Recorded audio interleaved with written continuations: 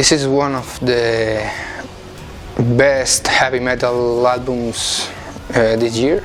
I would say it's one of the best she did in her whole career. I would say it's in the top 5 of all albums she did as DORO.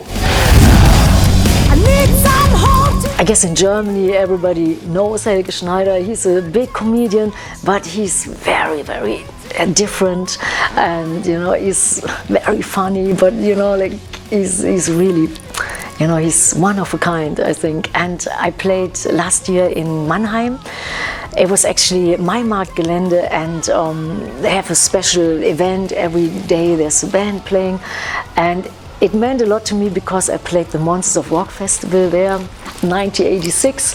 So it was great atmosphere. The fans were rocking. It was awesome. And then when u.d.o, our drummer, did the drum solo, I went back, just to get something to drink, and I thought, man, this guy looks like Helge Schneider, and and he had like this grin on his face, and I thought, is that Helge? So I went back to do my thing, and then we finished our gig before the encores, and he was still hanging out there, and I thought, wow. And then after the whole show, I went up and I said, you're Helge, and he said, yeah, and he said, I loved your show, and we met before in Wacken briefly, and he said, so what are you doing? I said, yeah, we're on tour, doing a new record, writing new songs, and I'm in the studio at the moment. And he said, yeah, I'm on tour too.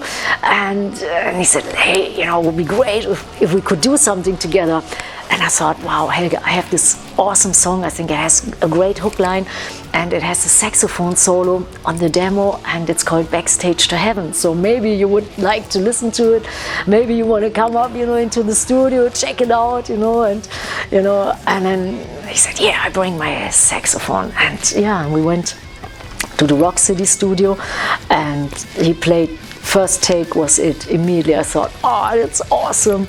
And then he played many, many takes, but we chose the first one, and I'm a big believer in first takes. In the moonlight, after midnight, I'll be waiting at the backstage to heaven. When it feels right, like a satellite, let me sleep. Yeah, so Helge was our first guest on this record actually, and then we had many other great guests. There's an awesome guitar solo of Doug Aldrich in the song Heartbroken. I met Doug actually in Las Vegas when we were on tour, on our US tour, and we liked each other right away, and we said, hey, shall we do something together? And I said, yeah, how about Breaking the Law? And he came up on stage and he played it like, it was unbelievable. And then we said, let's stay in touch. So on many festivals we saw each other when Doug was playing with Dead Daisies, and and I remembered him from u.d.o. He played in u.d.o and Whitesnake, and he's one of the top-notch guitar players. And yeah, and then I asked him if he wanted to play on the song Heartbroken. I sent it to him, and he thought, oh, I love the song, he said, and then he played these 2 solos in the middle, and then a long solo on the end.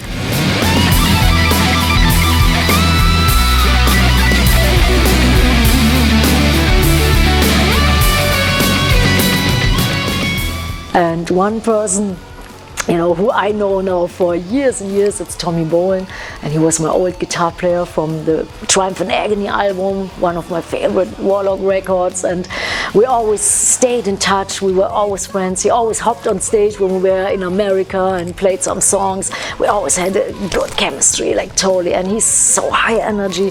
And then we did many things on this record together. He played on Turn It Up. Yeah, we wrote If I Can't Have You, No One Will, and he played on All for Metal.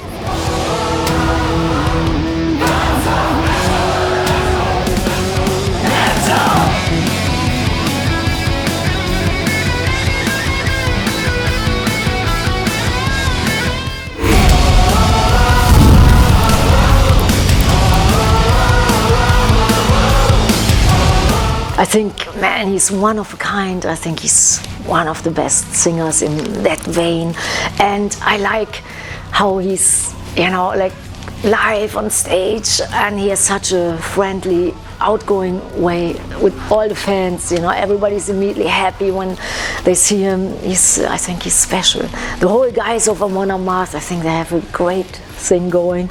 It's at the moment my favorite band, and it was, you know, it was an honor to do something with Amon Amarth, and it was an honor to do something with Johan, and I love him. I love the guys, and I love Johan, and I think he's special. He's great, and in live, when people see Amon Amarth live, I know they feel like, wow, the Viking metal is like, definitely doing something which it reminds me a little bit when I grew up, like on the British wave of new heavy metal in the 80s. There was something there, and I think in Scandinavia it's the same, the same energy, like, there's something there which has magic, and I think, Amon Amarth and Johan, they definitely have magic, and it was great.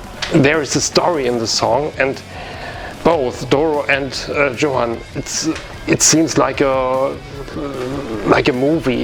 You can fall into the song and you can understand what they mean, what they sing, what they feel. And I think this is one of the epic songs ever.